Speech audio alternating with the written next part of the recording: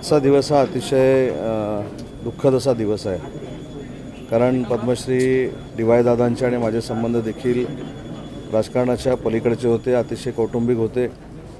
ज्या पद्धतीनं विजयदादा आहेत, ज्या पद्धतीनं अजिंक्य आहे, ज्या पद्धतीनं संजय दादा आहेत, ज्या पद्धतीनं बंटी साहेब आहेत, त्याच पद्धतीनं मला ते मार्गदर्शन करायचे, मला ते सहकार्य करायचे, माझ्यावरती प्रेम करायचे. आणि म्हणून जशी पाटील कुटुंबियांची डी.वाय. दादा जाऊन हानी झालेली आहे, नुकसान झालेलं आहे, तसं महाराष्ट्राचं देखील झालं आहे आणि आमचं देखील वैयक्तिक नुकसान झालेलं आहे.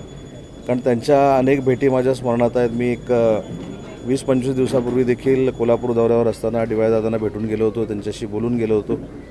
आणि शेवटी ज्या पद्धतीने त्यांनी समाजकारण केलं, शिक्षणामध्ये काम केलं, असं एक फार मोठं व्यक्तिमत्व आज महाराष्ट्राच्या राजकारणातनं, समाजकारणातनं आणि शिक्षण क्षेत्रातनं निघून गेलं आहे. याचं फार मोठं दुःख आम्हाला सगळ्यांना आहे.